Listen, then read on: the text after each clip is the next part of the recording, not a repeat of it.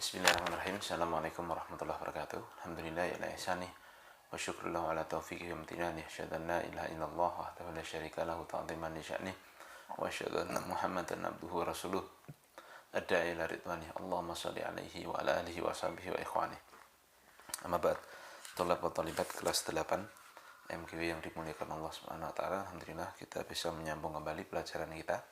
Dan sekarang kita sampai di pelajaran ke-14 ya, dengan judul bab keterangan bahwa ada di kalangan umat ini yang menyembah berhala. Tujuan dari pembelajaran yang pertama, murid dapat menyebutkan sebagian sifat-sifat Yahudi yang tercela.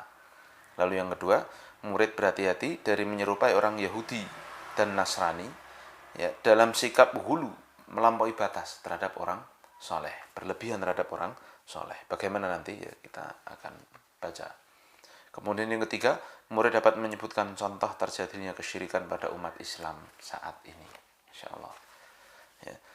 Mukadimahnya kita baca dulu. Nabi SAW mengabarkan bahwa kesyirikan akan terjadi pada umat ini, sebagaimana telah terjadi pada umat-umat sebelumnya. Dan sungguh telah terjadi apa yang dikabarkan tersebut.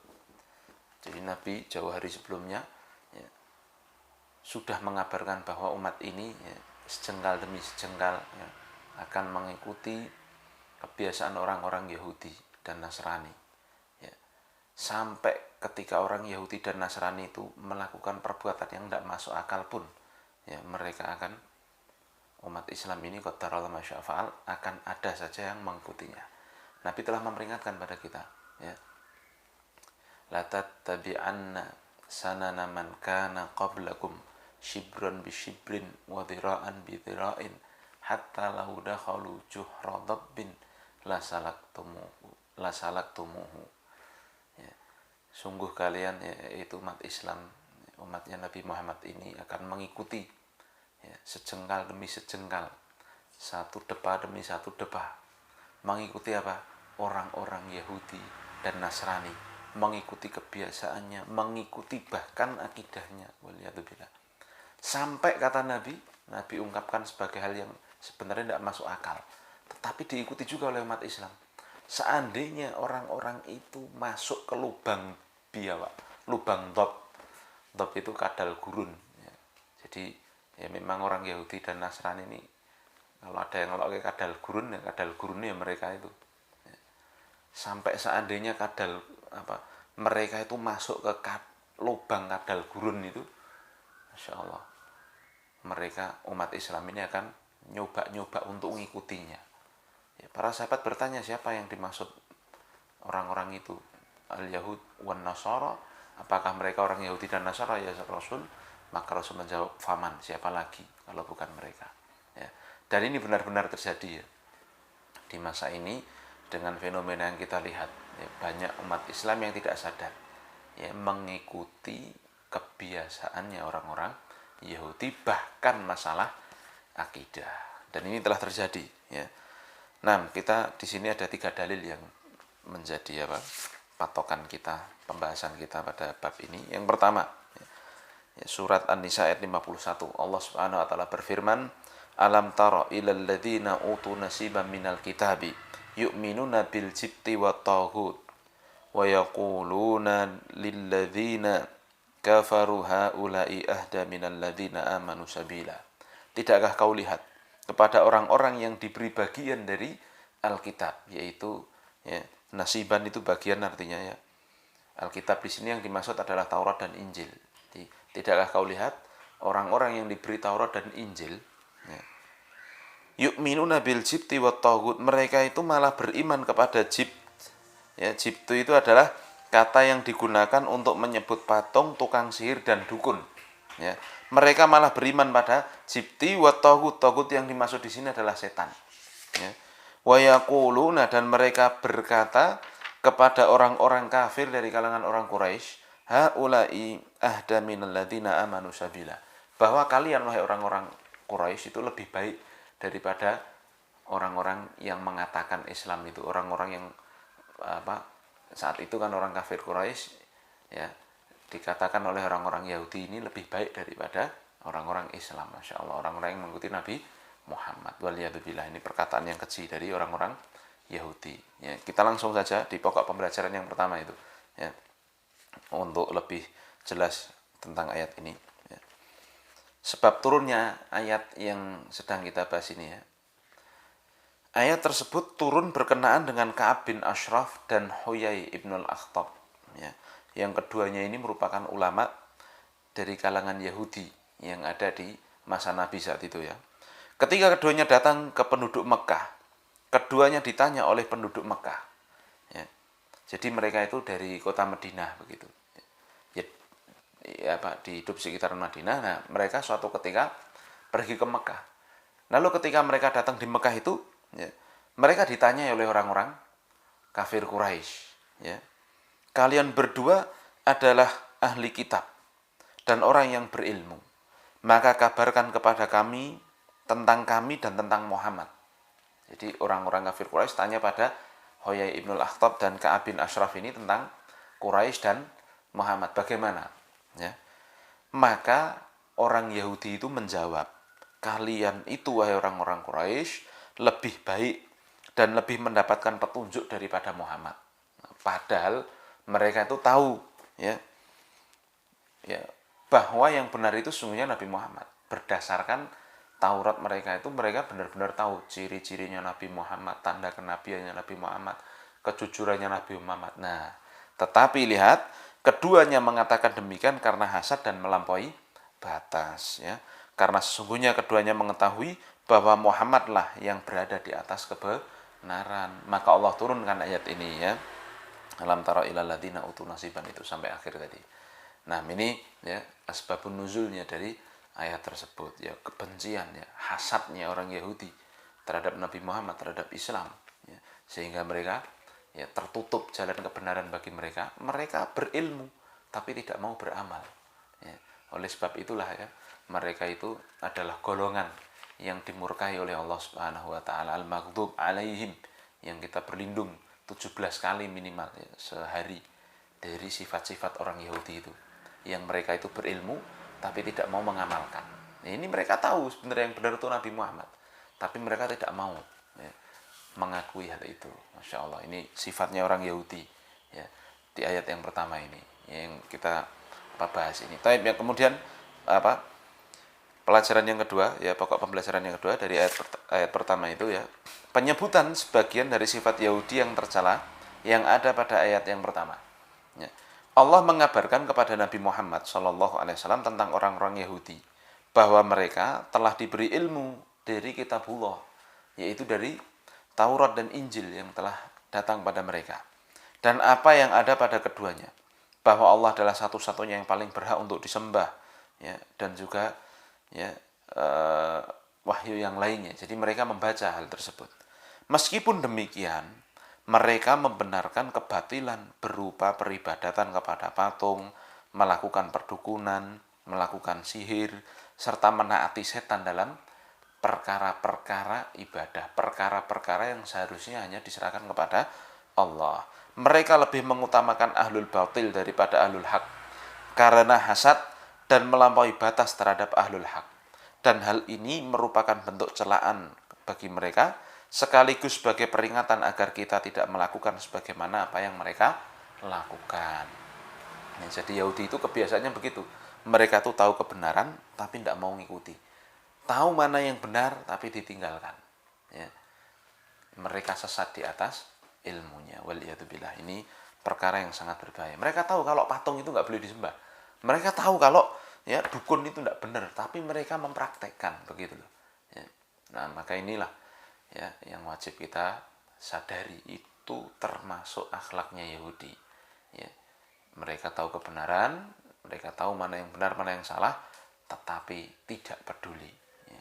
Malah ngikutin hawa nafsunya, ngikutin yang salah, bahkan nyari pembenaran begitu. Pembenaran itu bukan kebenaran, beda, ya. Kalau kebenaran itu ya benar-benar yang benar. Kalau pembenaran itu dia salah, tapi bagaimana biar jadi benar. Nah, itu kebiasaan orang Yahudi seperti itu. Ya, nanti di ayat yang berikutnya kita akan baca. Taib. Kemudian ayat kedua, ya, firman Allah Subhanahu wa taala, ya, Qul hal unabbi'ukum bi syarrim min dzalika matsubatan indallah. man la'anahullah wa ghadiba alaihi wa ja'ala minhumul qiradata wal khanazira wa abadat taghut. Katakan, apakah kalian mau aku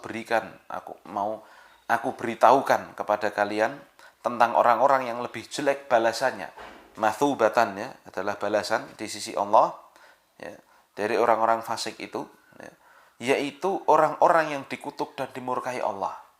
Di antara mereka ada yang dijadikan kera dan babi, dan orang-orang yang menyembah tauhid. Ya. Masya Allah. Ya, jadi ini, ya, kita lihat dulu kosakatanya, ya. Wa ja'ala minhumul qiradata wal khanazir, dan dijadikan di antara mereka kera dan babi. Yang dimaksud adalah ashabus sabti, ya, yaitu orang Yahudi yang menurut sebagian tafsir yang mereka itu tinggal di daerah Ailah, ya, di pinggiran pantai, ya, yang mereka dirubah. Orang-orang yang masih muda menjadi kera dan orang-orang yang tua berubah menjadi babi, dirubah Allah menjadi babi sebagai bentuk hukuman bagi mereka. Karena mereka kalau hari Sabtu itu diperintahkan Allah untuk beribadah sebenarnya begitu, dan tidak nyari ikan. Dan mereka diuji oleh Allah memang. Ketika hari Sabtu itu justru ikannya banyak di pantai mereka. Ya, tapi mereka, ya, karena telah diberi kenikmatan yang sangat banyak tuh Bani Israel tuh, ya. Bahkan di Al-Qur'an dijelaskan mereka itu berjalan aja dikasih awan biar teduh dan sebagainya.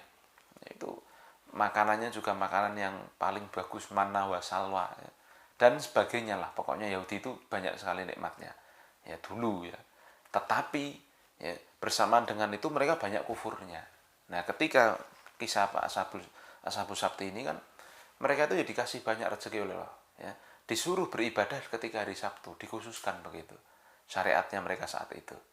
Nah, tapi memang diuji oleh Allah, di hari Sabtu itu banyak ikan. Jadi kayak kumpul itu ikannya di hari Sabtu itu. Lah, karena mereka memang sangat sangat pengen untuk mendapatkan kekayaan dari ikan-ikan itu, ya mereka akhirnya berbuat curang, ya.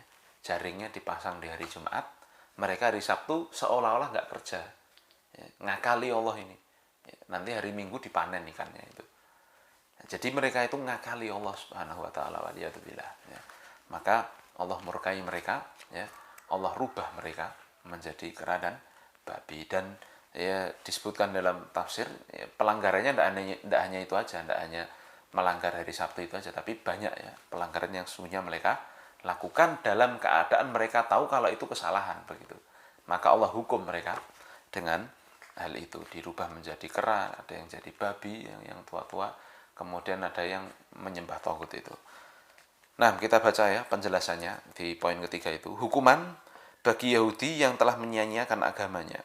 Orang-orang Yahudi telah menyia-nyiakan agama mereka dan mencela agama Islam yang mentauhidkan Allah dalam peribadatan. Maka Allah perintahkan kepada Nabi Muhammad SAW agar mengatakan kepada mereka, yaitu yang telah mencela agama Islam ini, maukah aku kabarkan kepada kalian tentang orang yang mendapatkan balasan yang lebih jelek di sisi Allah pada hari kiamat, yaitu orang-orang Yahudi yang telah dilaknat dan dimurkai oleh Allah dengan kemunkaran yang tidak akan diridhoi selama-lamanya. Dan sungguh mereka telah dihukum, di mana sebagian mereka diubah menjadi kera dan sebagiannya menjadi babi, dan sebagian dijadikan sebagai penyembah tauhid dengan melakukan nazar, penyembelihan kurban, berdoa, meminta pertolongan, dan yang lainnya dari bentuk-bentuk peribadatan. Maka kalau di kalangan orang-orang Yahudi ada yang menyembah tauhid, ya, demikian pula akan ada dari kalangan umat ini yang menyembah tauhid sebagaimana mereka, sebagaimana hadis yang awal tadi yang saya kutipkan, ya, bahwa umat Islam ini, ya, ngikuti kebiasaan Yahudi dan Nasrani, ya, tentunya orang yang lemah imannya. Adapun umat Islam yang benar, ya, tentunya menjauh dari itu, ya, karena kita tadi 17 kali minimal dalam sholat kita minta perlindungan pada Allah, ya, dari kesesatannya orang Yahudi, ya, dan juga orang Nasrani, ya. Ihdinas siratal mustaqim, ya Allah berikanlah kami petunjuk pada jalan yang lurus, siratal ladzina an'amta alaihim, ya, jalannya orang-orang yang telah engkau beri kenikmatan atas mereka, ghairil maghdubi alaihim waladdallin, bukan jalannya orang-orang yang engkau murkai. Siapa yang dimurkai Allah? Yaitu orang Yahudi. orang yang berilmu tapi tidak mau beramal. Dan juga jalannya orang yang dhalin. Ya, dan kita minta berlindung dari jalannya orang-orang yang sesat. Siapa orang yang sesat yang dimaksud? Para ulama tafsir mengatakan yaitu orang Nasrani, orang yang ibadah tanpa ilmu. Jadi orang Yahudi itu berilmu tapi nggak mau beramal. Kalau orang Nasrani, orangnya mau ngamal nggak pakai ilmu. Ya, makanya ibadah orang Nasrani itu nyanyi, ya. Terus apalagi gitar, terus ya sebegitulah. Masuk ke gerejanya nggak ada aturannya, ya kan, nggak ada pakaiannya begini begitu dan sebagainya, dan agamanya diutak-atik gitu seenaknya begitu, ya. Nah ini ya yang menjadi kekhawatiran Nabi SAW, bahwa umat Islam itu akan ngikutin gaya-gayanya Yahudi dan Nasrani. Maka bagi orang yang kuat imannya, dia akan tahu hadis ini, dia akan mengusahakan untuk dia itu menjauh dari sifat Yahudi dan Nasrani. Adapun orang yang lemah imannya, nah disitulah yang jadi masalah. Kemudian ya ayat yang ketiga, ya, dalam pelajaran ini, qala alladziina ghalabu ala amrihim lanattakhidanna 'alaihim masjida. Orang-orang yang berkuasa atas urusan mereka berkata, sesungguhnya kami akan mendirikan sebuah rumah peribadatan, masjid, ya, di atasnya. Di atas apa ini ya, kita baca syarahnya, penjelasannya. Ya, keempat ya, membangun masjid di atas kuburan termasuk sarana yang mengantarkan kepada kesyirikan. Ketika orang-orang mengetahui keadaan Ashabul Kahfi, yang mereka adalah para pemuda soleh yang lari dari kaumnya yang musyrik dalam rangka menyelamatkan agama mereka, ya, mereka melihat mukjizat yang sangat besar, di mana mereka dibangkitkan dari tidurnya selama 309 tahun. Di surat Al-Kahfi kan keterangannya kan lengkap sekali di situ, ya. Nah, maka orang-orang yang berselisih tentang apa yang harus dilakukan, ya, berkata orang yang berkuasa dari kalangan mereka, ya. Jadi kan gini singkatnya,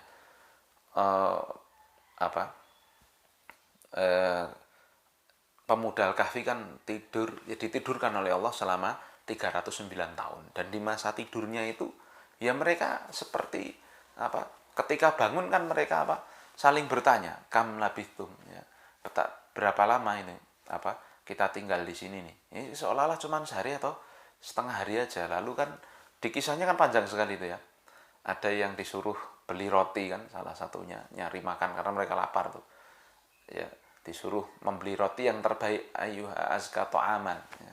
Jadi suruh beli roti ke pasar, ya. Loh kok berubah semua begitu kan. Terus pakaian orang-orang juga berubah, duitnya juga berubah. Ya, lalu akhirnya mereka balik lagi kumpul di gua itu. Nah di situ ya intinya setelah mereka diwafatkan oleh Allah Ta'ala, orang-orang tahu ini guanya ini mau diapakan ini kan begitu. Ini karena gua ini jadi saksi bisu, kalau bahasa orang wartawan itu kan, ya. Saksi bisu tidurnya Ashabul Kahfi 309 tahun di sini. Mereka lari menyelamatkan ibadah, menyelamatkan agamanya di sini. Kita jadikan apa ini? Ya, maka orang yang berkuasa di antara mereka itu mengatakan, kita bangunkan untuk mereka masjid supaya manusia mengetahui lalu mendatanginya dan mengharapkan keberkahan dari mereka. Gitu ceritanya, ya, cerita singkatnya. Dan tidak tersembunyi bahwa hal tersebut merupakan pintu kesyirikan yang dilarang. Oleh karena itu, Allah mencela mereka sebagai peringatan bagi umat ini agar tidak mengikuti jalannya orang-orang Nasrani. Ya, sungguh telah terjadi di sebagian negeri Muslim pengagungan terhadap kuburan orang-orang soleh dengan membangun masjid di atasnya sampai pada tingkat menyembah, ya, kuburan tersebut. Maka dengan hal itu mereka telah menyerupai orang-orang Nasrani, karena memang sebagaimana hadis yang pernah kita bahas juga kan, ya, kisahnya Ummu Salamah, ya, yang melihat, ya, ketika beliau hijrah di Habasyah, melihat ada patung-patung, ada gambar-gambar, ya, maka Rasul SAW menjelaskan, ulaika idza matu fihimus shalih banau ala qabrihi masjidan wa sawwaru tilka aswar, ya. Mereka itu orang-orang Nasrani itu adalah orang-orang yang kalau mati orang soleh di antara mereka akan bangun masjid, bangun tempat ibadah di tempat orang itu mati, di kuburan orang itu mati, ya. Makanya gereja-gereja itu biasanya memang dibangun di atas petilasan begitu, di atas tempat matinya seorang yang bersejarah, atau di atas kuburannya, atau di atas petilasan sejarahnya katanya. Nah, wasawwaru tilka suwar, dan kata Nabi, dan mereka setelah bangun masjid itu mereka gambar patung-patung, bikin gambar-gambar tokoh-tokoh mereka itu. Nah, ulaika syirarun nas, ya, mereka itu adalah sejelek-jelek makhluk, sejelek-jelek manusia, kata Nabi Shallallahu Alaihi Wasallam. Ya, jadi apa namanya? Nah, itu telah disabdakan oleh Nabi, dan qadarallah masyafa'al, diikuti pula oleh umat Islam. Banyak yang ibadahnya itu justru lebih khusyuk kalau di kuburan. Di rumah nggak pernah ibadah, tapi ibadahnya di kuburan, topo, atau kalau istilah Jawa topo ya, kalau istilah Arabnya mungkin iktikaf gitu, iktikaf di kuburan dan yang semisalnya. Baca Quran nggak pernah di rumah, tapi kalau sampai kuburan baca Quran, ini nyari itu nyari ini ya. Sholat sunnah di rumah nggak pernah, tapi kalau di kuburan sampai nangis-nangis itu khusyuk katanya ya. Sampai bahkan saya pernah ngalami sendiri ya, diajak tawaf ya, karena emang saya kan lahirannya Tuban, sono Jawa Timur ya, dan di sana biasanya seperti itu, ada makam-makam wali dan sebagainya ya. Saya pernah diajak tawaf keliling di satu kuburan begitu. Tapi walhamdulillah saat itu Allah Subhanahu Wa Taala menjaga saya begitu. Fitrah saya mengatakan ini nggak masuk akal ini gitu. Saya waktu itu masih mungkin usia puluhan tahun lah, sekitaran itu. Nah, ini nggak masuk akal, ini masuk muter-muter ning kono, jaluk-jaluk ndonga-ndonga begitu. Ya alhamdulillah Allah selamatkan saya. Ya saya cuma lihat aja dari luar begitu. Yang lainnya mungkin pada masuk, tapi waktu itu ya itu kisah yang terjadi benar pada saya. Alhamdulillah Allah selamatkan ya. Dan kembali di sini tadi ya, sebagaimana orang-orang ya itu pengen bikin situsnya Ashabul Kahfi itu pengen dijadikan yaitu monumental begitu, tempat ibadah dibangun di masjid. Ini kesalahan, ini tidak boleh. Umat Islam jangan sampai seperti itu. Nah, ini ya 3 dalil yang kita baca ini baru permulaan, yang mengabarkan yang mengatakan ya, menjelaskan bahwa perkara itu adalah perkara yang dilarang. Tapi ternyata nanti akan dijelaskan di bab berikutnya ya, umat Islam kok ada yang mengikutinya ya. Mungkin ini dulu ya yang kita bahas di bab ini. Insya Allah akan kita sambung di bab berikutnya, masih dalam pembahasan yang sama. Tugasnya evaluasi tolong dikerjakan, dalilnya tolong dihafal. Karena nanti kita ujian sampai bab 16 tuh ya, UTS kita insyaallah taala. Subhanakallahumma wa bihamdika asyhadu an la ilaha illa anta astaghfiruka wa atubu ilaik. Assalamualaikum warahmatullahi wabarakatuh.